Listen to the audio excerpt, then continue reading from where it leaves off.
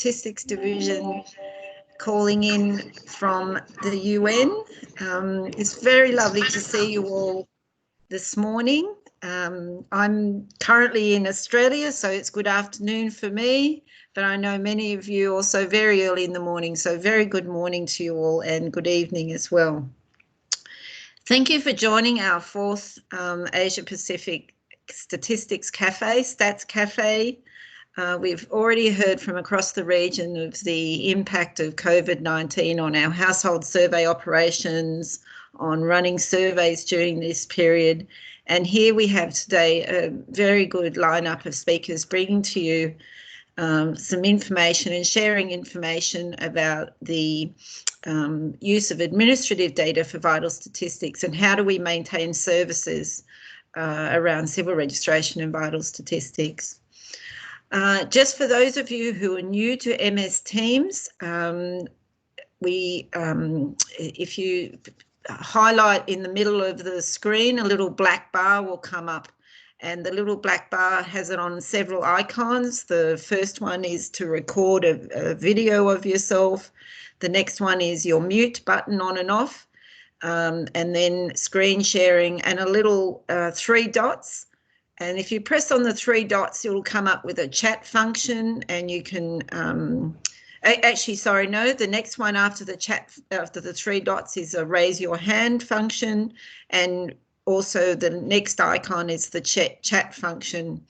We're going to be holding about 40 minutes, 45 minutes of sharing information across the region and globally, and then we'll have question and answer. So please get ready to use your chat function or raise your hand for questions. Very happy to do this. All of our speakers are very happy to take your questions on board today. I'm now going to hand over to our moderator and our main lead for today's presentation, Tanya Sergeson from the UN ESCAP Statistics Division.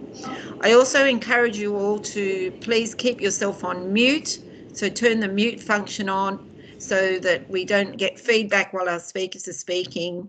And if you do have internet connectivity issues, I suggest you turn your video off, and this can sometimes help with the broadband speed. So without further ado, Tanya, over to you. Thank you. Thank you so much, Gemma, and thank you so much to all our speakers and listeners today. We really appreciate you're here. We have a tight program, so we will go directly to the first presentation, which is our colleague Sajid Mirkic from the UN Statistics Division in New York.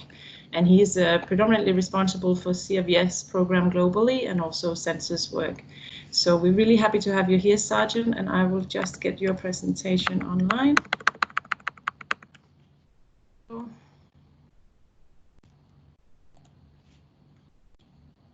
Okay. Can you see your presentation? Thank you very much, Tanya. And this is really a wonderful opportunity.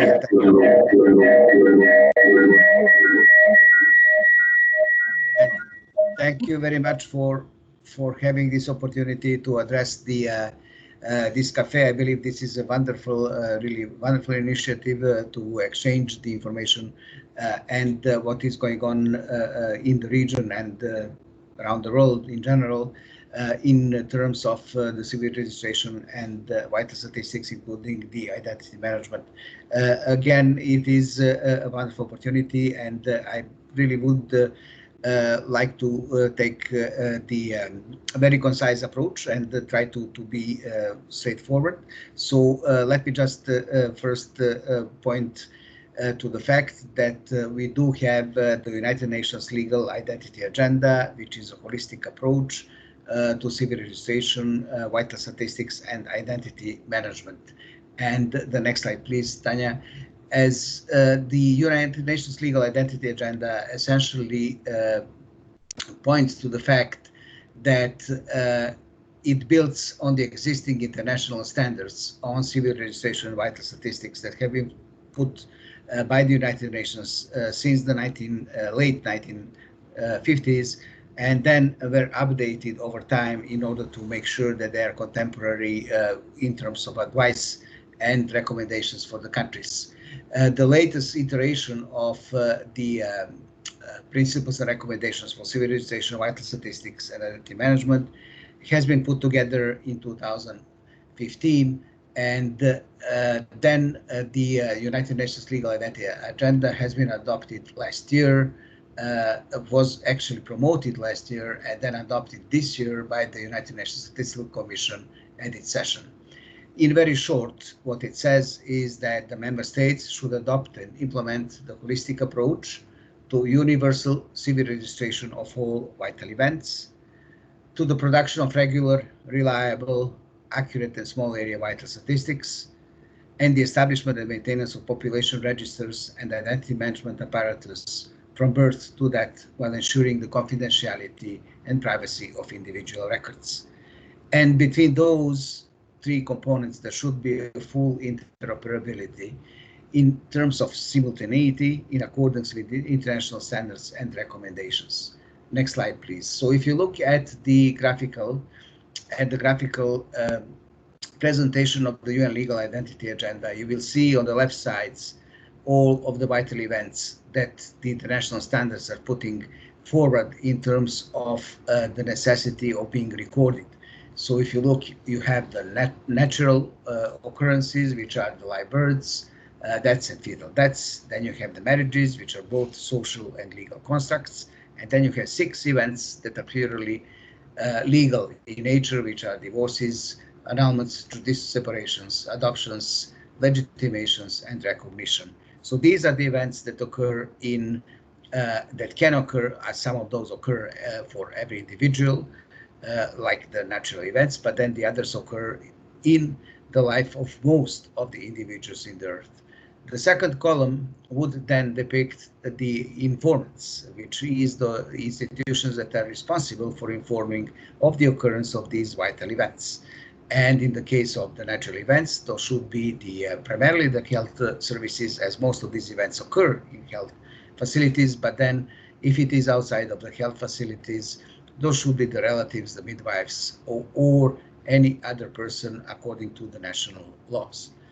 When it comes to marriages, the international standards really point to the fact that because it is a kind of both social and legal constructs, the authorized authorities should report the occurrence of these events, while in the case of the 6 legal constructs, those should be reported by the courts, because one would need a judicial decision in order to make those events to actually be legally recognized as being happening. So the civil registration is compulsory, universal, continual, permanent, and confidential recording of all vital events in the country. It is a critical for conferring the legal identity to every newborn. Every newborn is conferred the legal identity by the birth certificate, and it is retired with the death certificate. There is, of course, a need to maintain the civil registration register, which is that's the database that is in the second column. It may in most cases it should be digitized by the time that we are talking about is in the 21st century. Before, it was mainly of course paper-based. Then from the civil registration, the information would flow into the population register. The population register would, in most cases that we are documenting around the world, consist of assigning a unique identifier to every single individual that has been born, and then of course would have a kind of access protocols and would have a kind of perpetual updating of the information on each individual in the country. The difference between the civil registration register is that it is like a snapshot. It is a snapshot of what happened at that very specific point in time, in terms of the event, in terms of, in the case of the births or the deaths or the marriages or divorces, about the participators in those events. And then the population register is the one that updates the information in terms of, for example, the place of usual residence, in terms of the marital status, and so on and so forth. From the population register, the identity management system is being fed, which means that all of the identity credentials that are being issued to an individual, which are critical in terms of assessing accessing all kind of government and commercial services are being handled by those ID management agencies. So that means that we are talking about the some of the biometrics that is most often collected, some of the identity cards that are issued at the time of adulthood, and then of course all the other accompanying credentials such as the passports and access to services. What is also critical here is the interoperability with the functional registers, which is on the bottom right side, which means that in terms of the processing of collecting the information and statistics, this would be the interoperability that is necessary to be established because it provides the possibility of producing small area statistics. If we go up, we will see that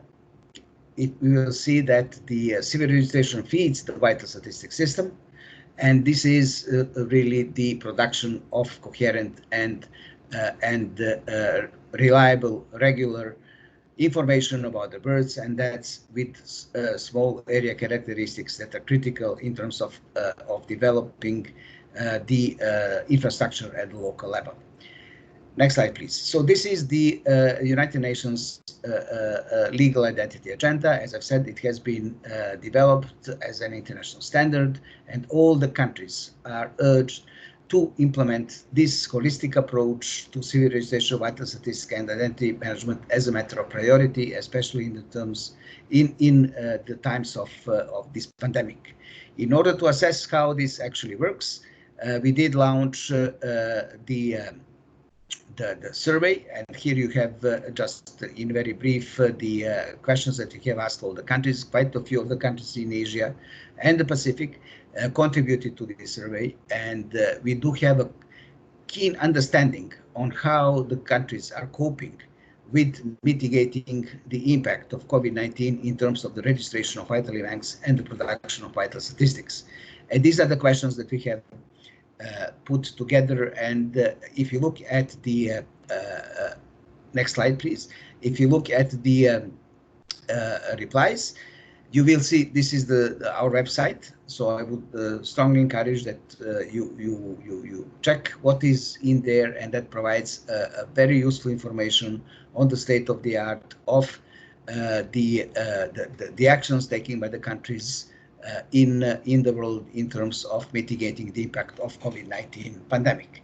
What we have documented here, and we are continuing to document, is the fact that the major disruptions are occurring in most of the replying countries. We have approximately 70 countries or areas responding.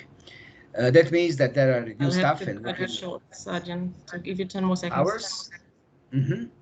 And what we are also noticing here is that the point is that the backlog is going to pile up in most of the countries as we move on through the pandemic and in the wake of the pandemic. Next slide, please. So we also issued a set of recommendations. The UN Legal Identity Task Force issued a set of recommendations that is supposed to provide an advice to countries, which is, and then of course you will have access to this presentation, so I'm not going to go into detail, and I'm quite sure that these recommendations that are based on the replies from countries will be quite useful in terms of the understanding how the countries will cope with the increased backlogs and the difficulties in order to make sure that these pandemics are taken care of. So, in very short, I just wanted to present you that there is a lot of resources available that you might wish to consult in terms of also in terms of what is going on in the world, and in terms of what the other countries are trying to develop in terms of coping with the pandemic. And with this, I will stop. Thank you. Thank you very much, Sergeant. And sorry, I have to cut you short. Fortunately, we have strict requirements for the time here. So I'll give a very quick little background for, first of all, why we're having this meeting and some of the work we've been doing in ESCAP.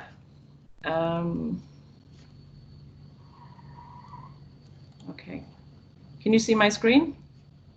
Yes, on slide 2, wire registration response. Yeah. Okay. You're now on supporting partners and informing countries. Yeah, I'm not in control of my. There we go. So you can see my first slide now. No, you're on what is next. Slide 6.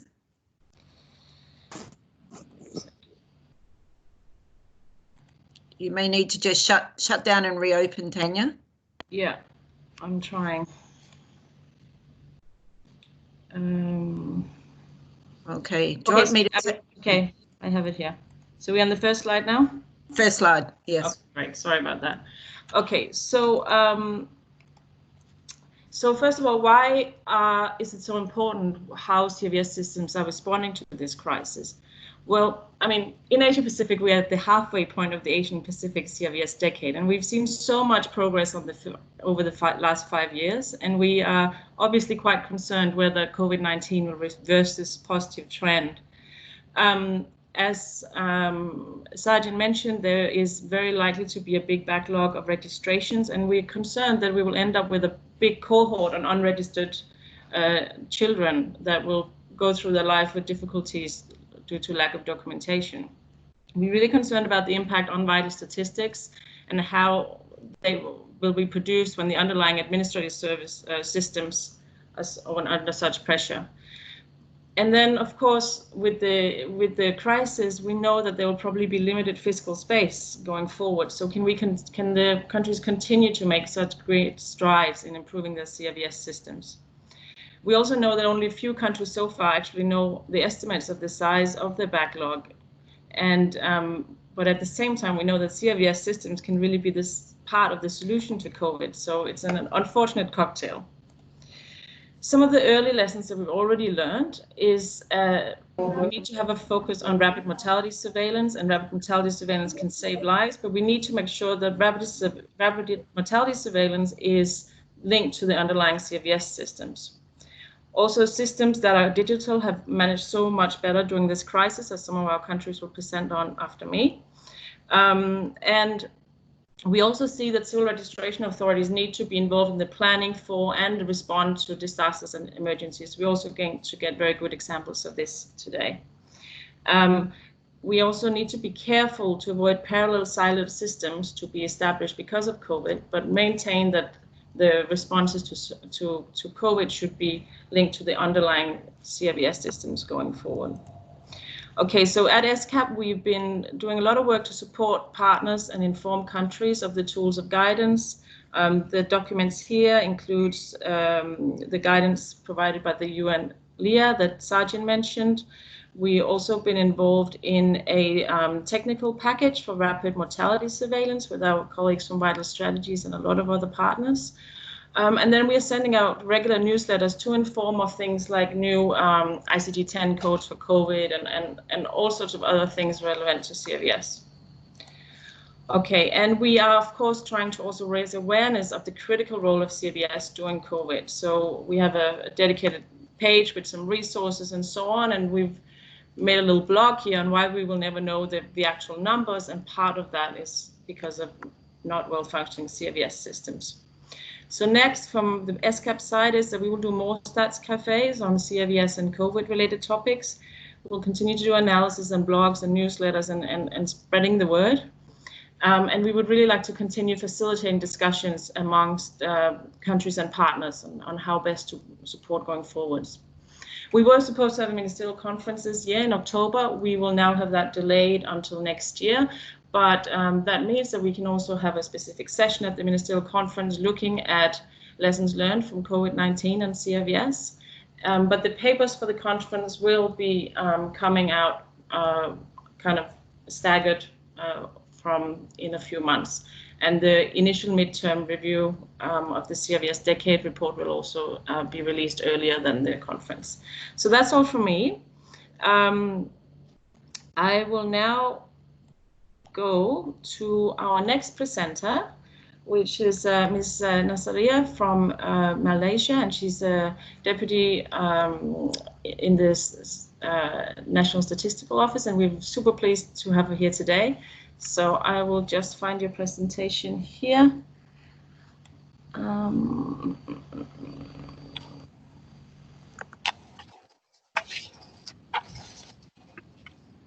There we go. You see Ms. Nasaria's presentation? Not yet, Tanya. Not yet.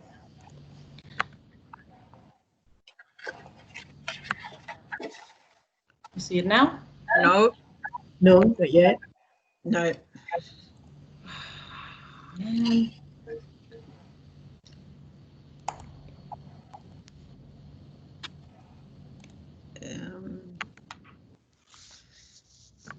No?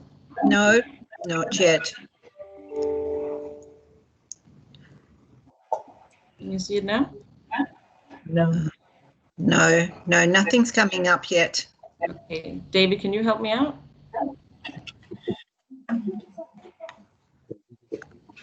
Okay, David's is coming up now.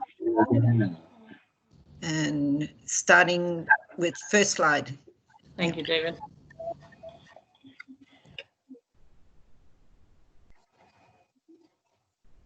Over to you, Ms. Nazaria. Okay, thank you, Gemma. Thank you, Tanya. Very good morning to all. And today I would like to share a little bit on the challenges with civil registration and vital statistics in Malaysia, especially during the COVID-19. Next, please. Next, please. Okay, I will present on CRVS system in Malaysia, a little bit on the movement control order, as well as the challenges to civil registration and vital statistics and the way forward. Next, please. Next, please.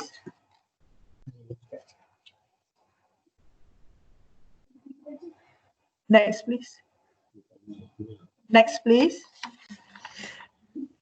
So you're now on the slide with movement control order, Nazaria. I think we should go for number 4. Number Yes. 4? Yes. Number 4. This is Yes. 7.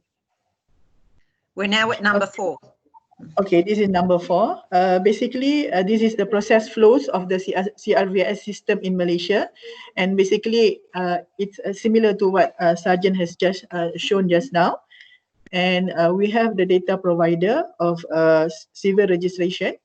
And we have the NRD, the National Registration Department, as well as the Ministry of Health. And not shown here is actually the police, the Royal Malaysia Police, whereby they also register death at their offices. So all this data will come through to the Department of Statistics, and we will process the data to produce the vital statistics. Okay, next, please. Next slide, please. Yes, we have. So we're on 5. Yeah, we should be on 5.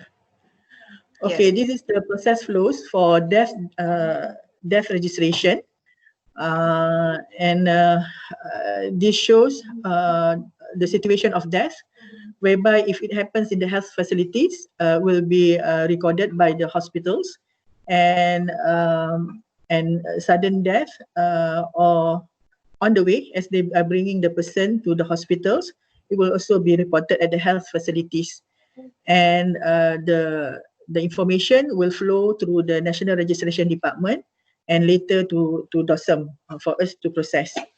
Okay, next. Yes, we'll just move to the next. When you say next, we'll just move, Nazaria. So just assume the next slide's up. Yeah. Okay, next one, please.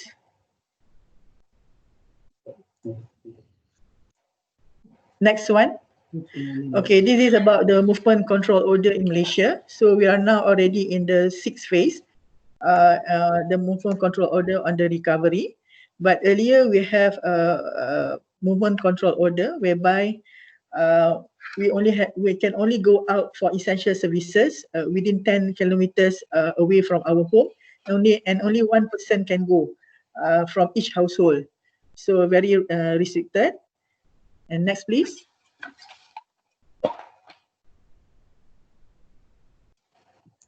Okay, in terms of civil registration, actually it's under the purview of the National Registration Department under the Ministry of Home Affairs.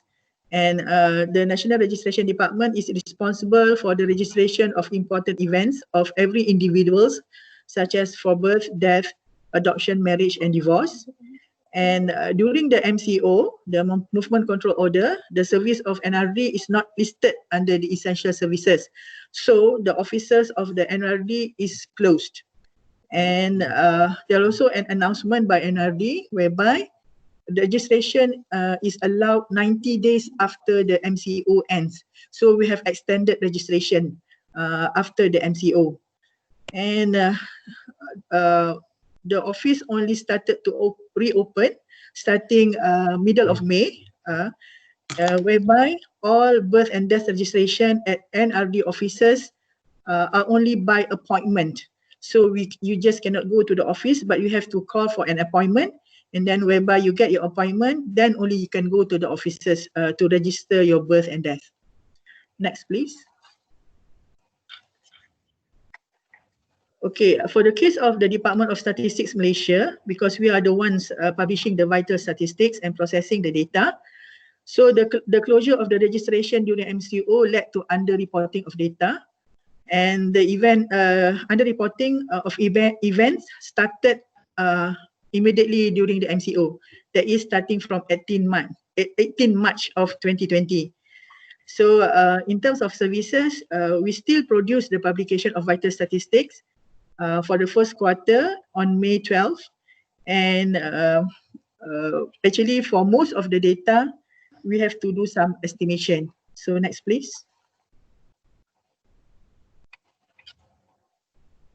Next, please. Next, please.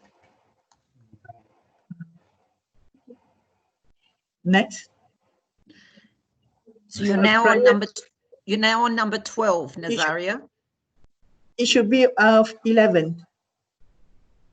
Yes. 11. The previous slide.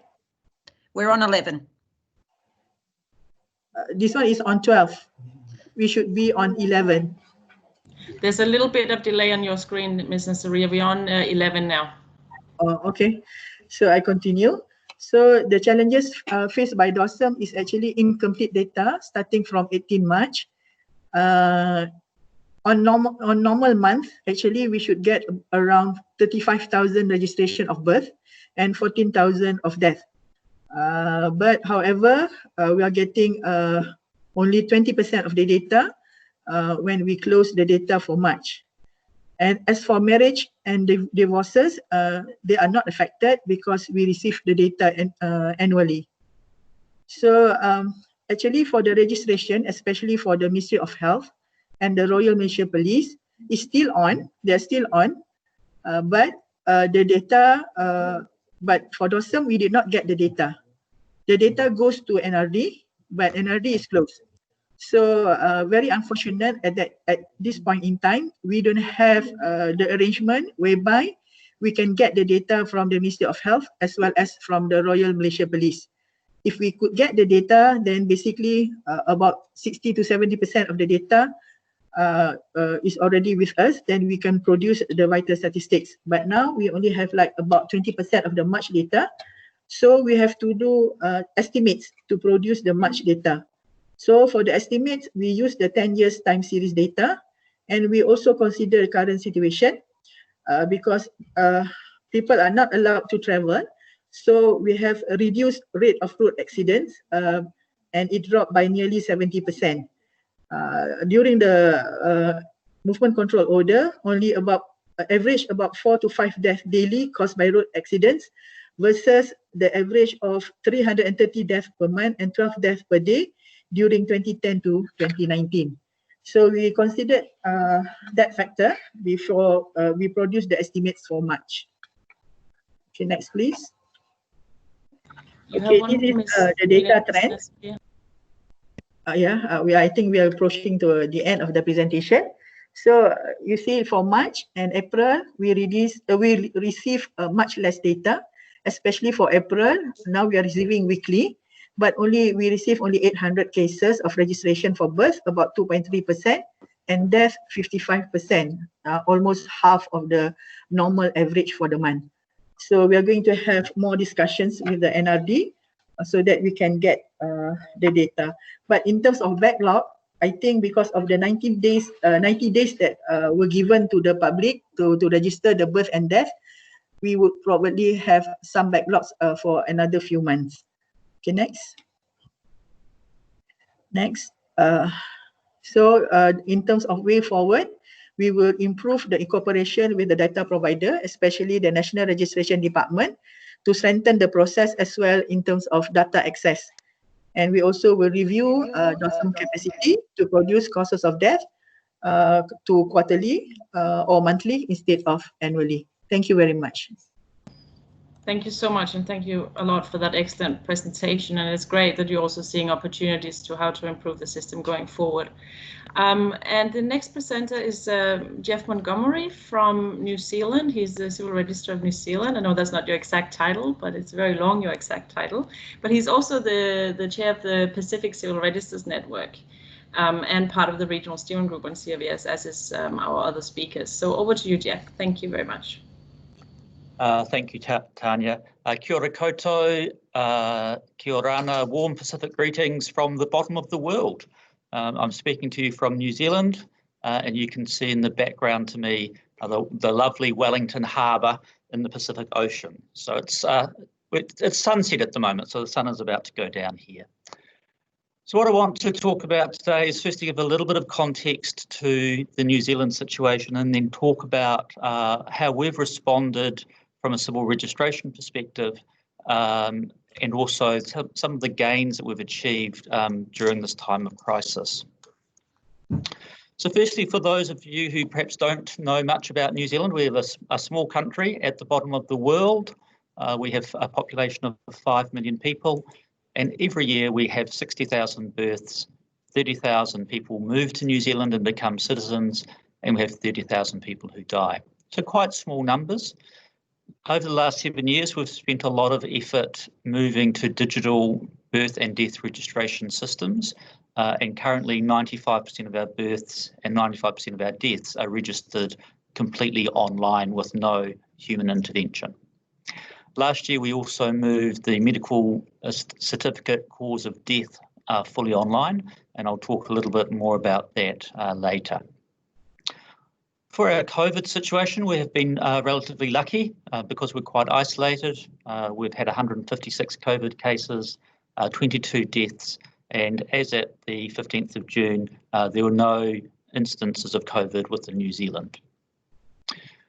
Our first cases were on the 25th of February, and our borders closed in March to everyone except for New Zealand citizens. And recently, all the restrictions apart from the border controls were removed on the 8th of June, and we're essentially back to business as usual.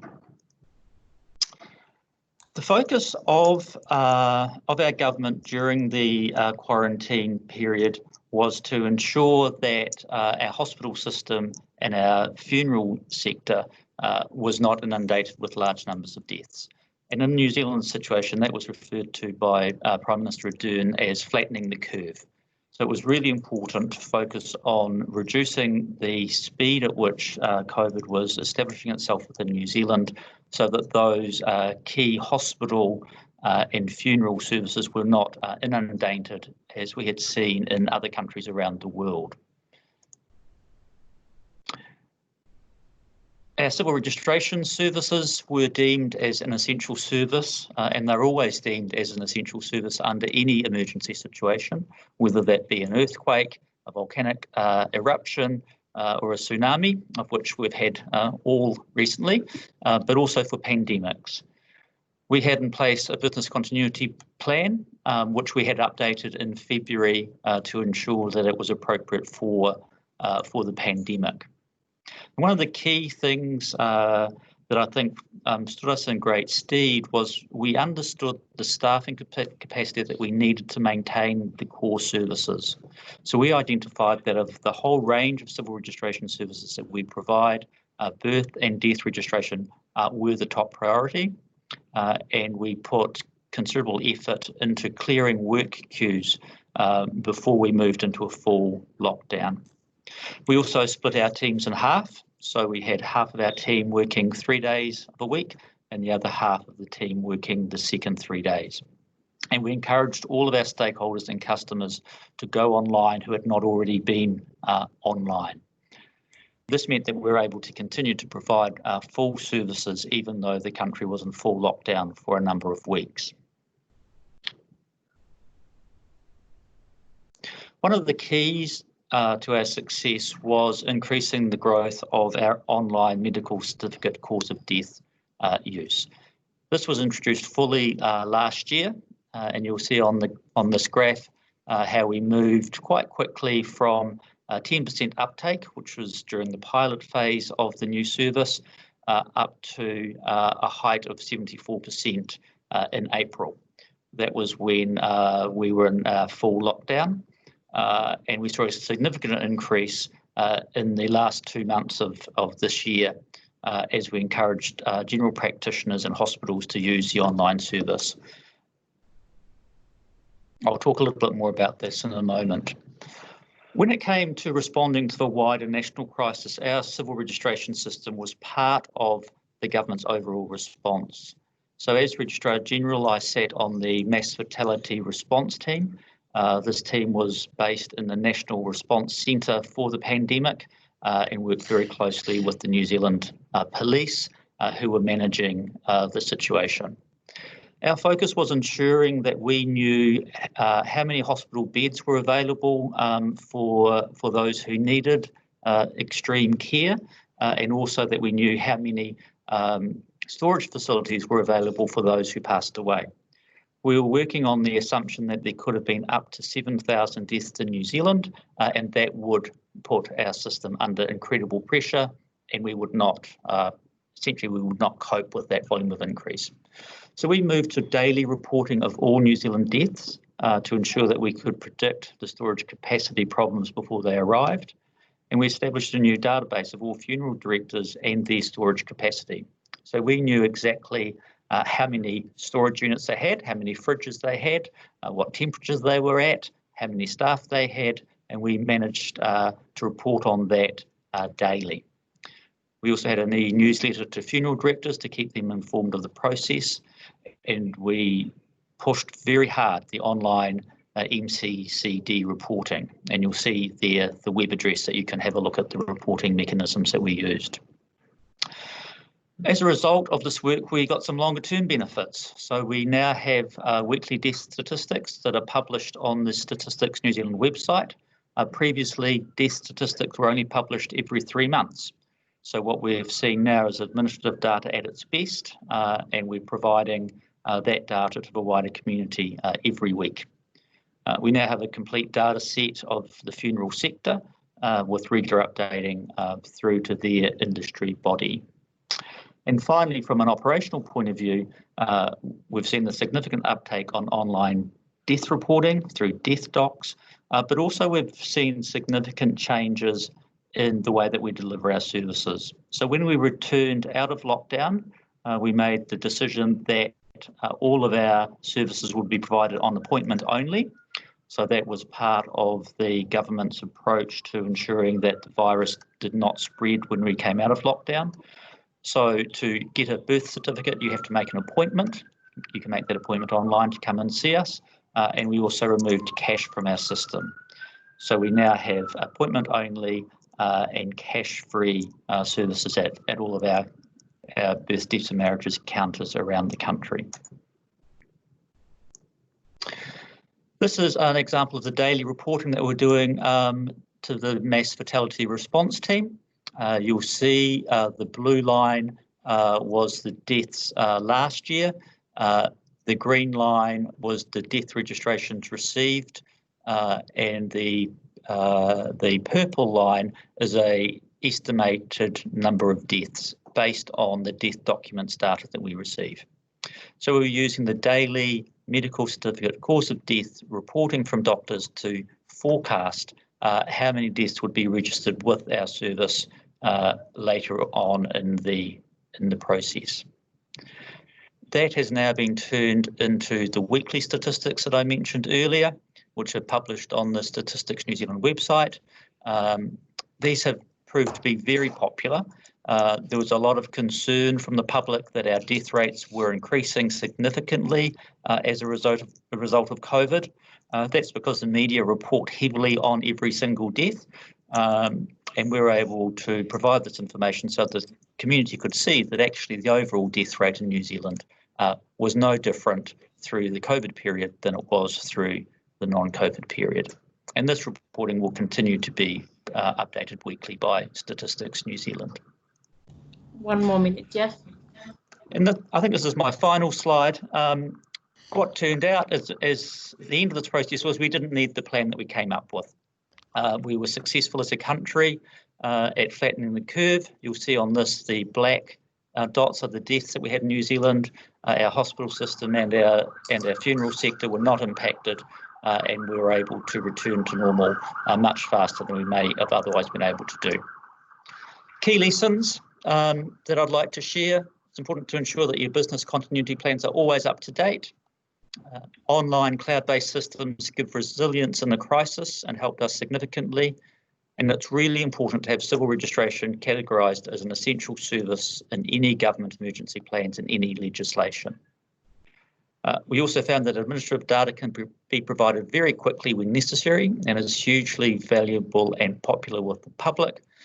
And finally, never miss the opportunity that a crisis brings. So we've been able to put in place some permanent changes to our service delivery, which we may not have been able to achieve had we not been in this crisis situation.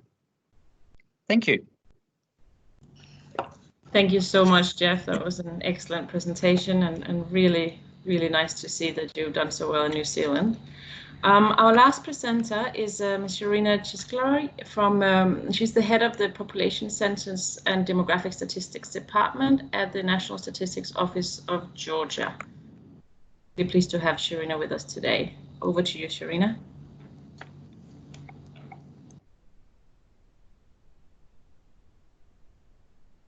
Hear me? We can hear you and we can see your presentation. Very good. Good morning, everyone.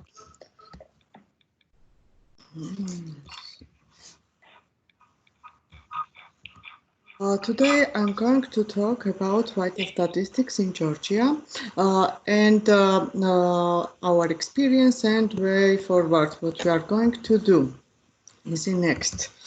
But unfortunately, I cannot see my slides.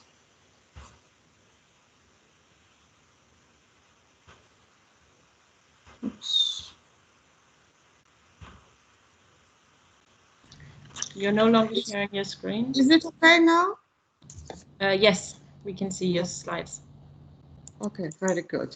As Tanya mentioned, I head of Population Census and Demographic Statistics Department, and what is our main function? It is to plan and organize and implement the population censuses in our country.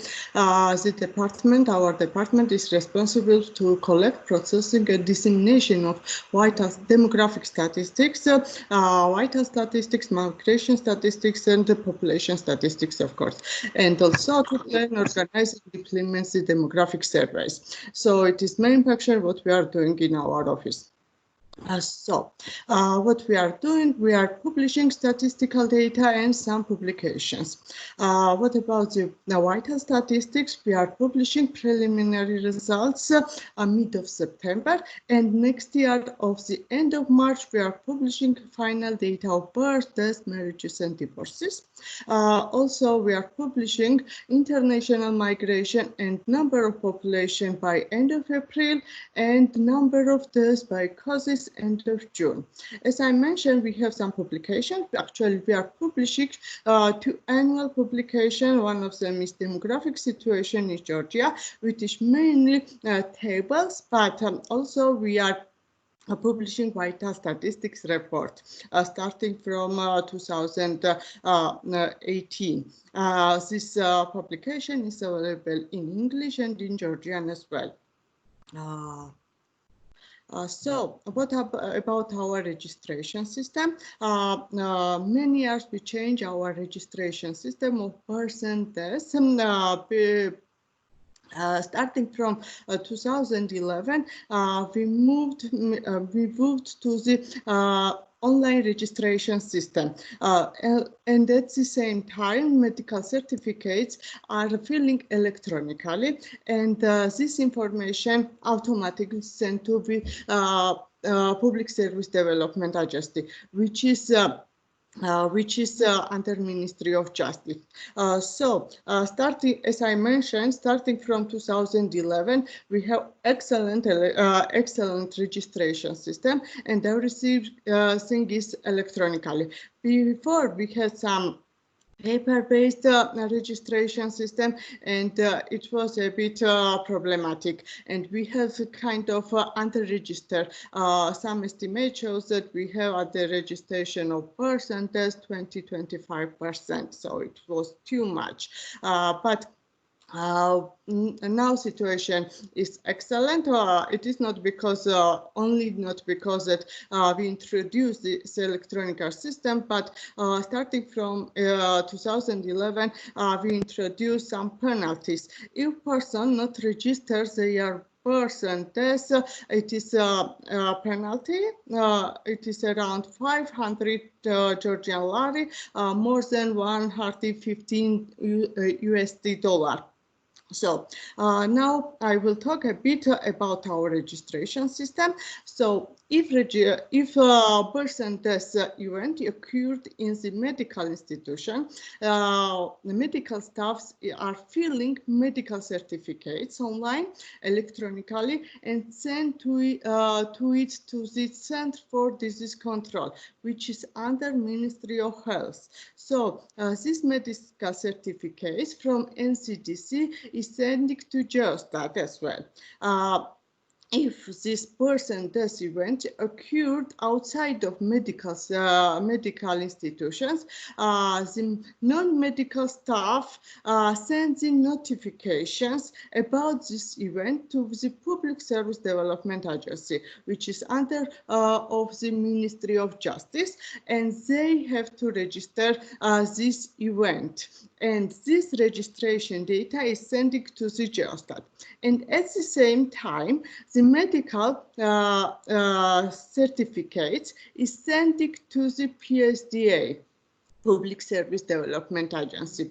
And we in Geostat, we all have full pictures of this registers person death, and at the same time we have another source, which is medical certificate databases.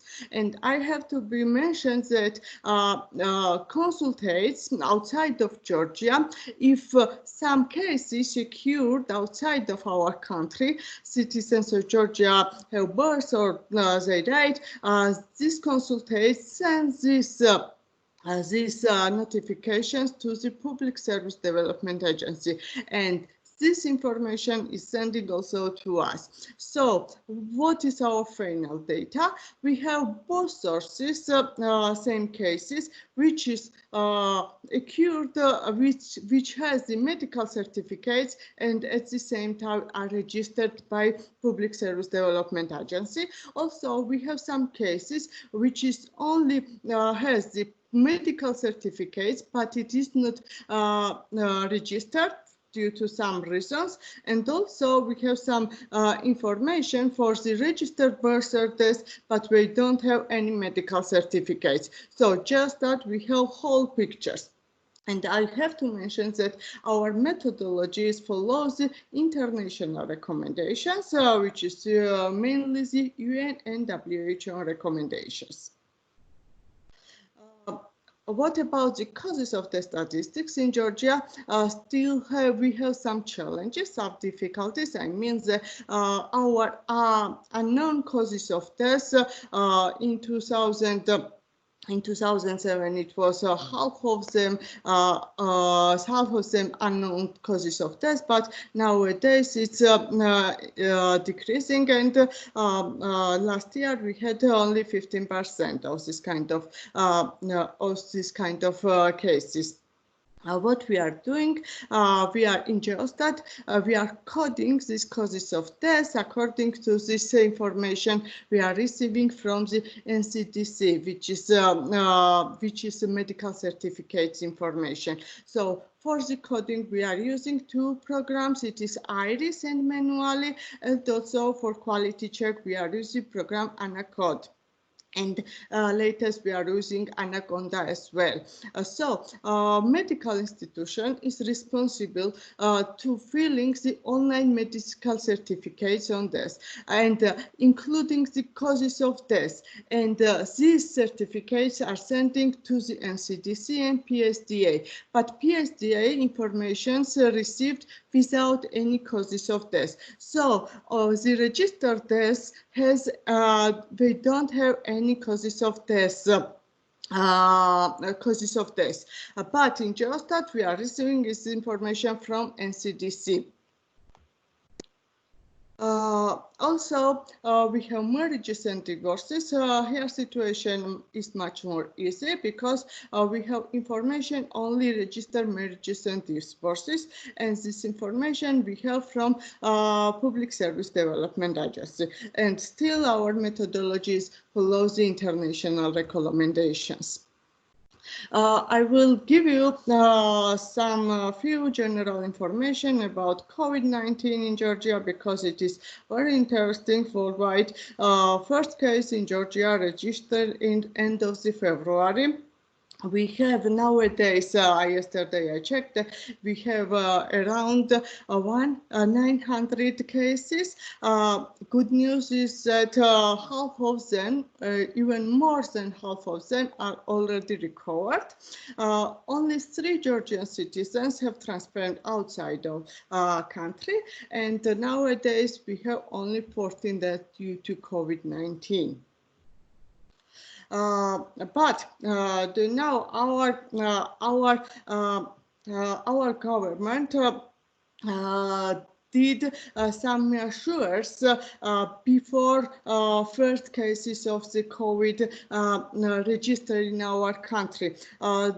Beginning of February, government mandatory isolation rules have been imposed from returns to China and other high-risk countries. Thermal screening has started at the airports and all border crossing areas. Flights from to China have been suspended, and also step by step we close borders from the neighbor countries, and we stop these flights from and to the high-risk countries. And second stage was that when first case was registered in our country, beginning of the March, we stopped our educational process in the educational institutions. Sorry, we have one more minute. Okay, I will be fast. All the educational system and all persons move this. We continue our work from distance, so we start working from home, and end of the March till end of the May, in our country we have state of emergency declared. But it did not affect our public service delivery, and especially it did not have affect our registration system, because many years, as I already mentioned, we have the electronic system, and of course, as for those we were not available electronically, will also become available online in the shortest period of time, and thanks to our government for this. And also, what about the birth and death? Customer can receive an electronic copy of requested documents, birth, death, marriages, and divorces through the website with the protection of privacy and confidentiality. And this electronic document has the same legal force as the original, I mean hard copy document. And also the hard copy document is sending to the person via post, the post. So our systems during this hard period worked very well, and of course Geostat is publishing all data on time without any delay. And if I compare some results from the period 2020, this year's of the, the registration of the vital events to the previous years, the same period, we don't have too much difference. So it means that our registration is working quite well nowadays. Well, I will mention future steps. Last year, we adopted in Geostat strategy for development of the statistics for 2020-2023. We have many priorities, and one of them is to improve the quality of statistical data in our country, and we are going to continue work to improve quality of causes of death statistics in Georgia. And also we are going to conduct our next population census, which the date and detailed information is still under discussion. And also we are going to introduce population projections, and also we are going to introduce population registers. This COVID-19 shows that online registration and are working very well, so it means that population register we have to have in our country as soon as possible. Thank you. So it was my last slide. Thank you very much, Sharina. That was really interesting, and thanks to all the other speakers as well. We've run a little bit over time, so we just have a few minutes for questions. We received some questions in the chat, but we also received a few questions in advance. And I have one question that I would like to pose for all the speakers, because it's a short one, but what is your advice on the frequency and granularity of the death statistics that should be published, and especially for small countries where disaggregation raises confidentiality concerns? Jeff, would you like to respond to that first? Sure. So as a small country, we would only publish regular stats, so the weekly stats at a number level. So we don't provide information on the cause of death. It's only the number of deaths that we would provide at a weekly level. Quarterly, we would be providing the cause of death, and they would be sufficiently masked by volume to protect privacy. Thank you so much. Ms. Nasseria, you're not exactly a small country, but would you like to respond to this question as well? Okay, for us, we publish by age, by ethnic, by sex, and for geographical level up to district. Thank you so much. Sharina, do you want to respond to this question? Actually, it is a very good question, because as I mentioned, we are publishing this twice a year. It is half of a year, and by end of the whole number of deaths. And what we are going to do, we are trying to introduce to publish this monthly basis. So it will be very interesting to show this picture every month, but we need some recommendations. Thank you so much. I think that's very useful response from all of you.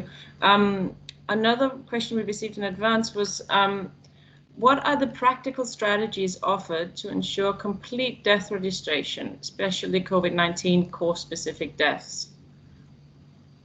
And I don't know if I could leave that back to you as well, Jeff.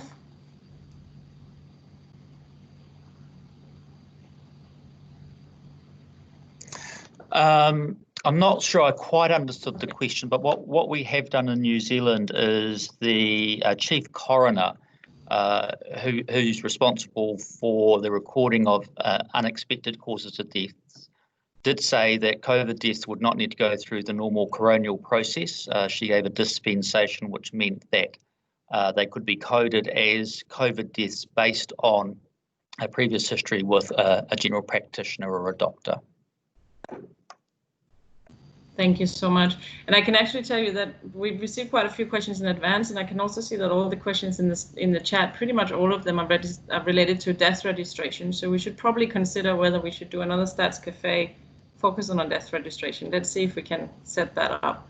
But I apologize that we're running out of time, but we had a lot of really interesting and exciting presentations, and it's also really nice to see that you're all looking forward as well and trying to see this as an opportunity. Maybe I would go back to Gemma. Yeah, thank you very much. Thank you very much, Tanya. And I'd like to thank our three, well, all of our guest speakers there, Jeff from New Zealand, Nazaria from Malaysia, and Sharina from Georgia, as well as Surgeon from the Legal Identity Gender in New York.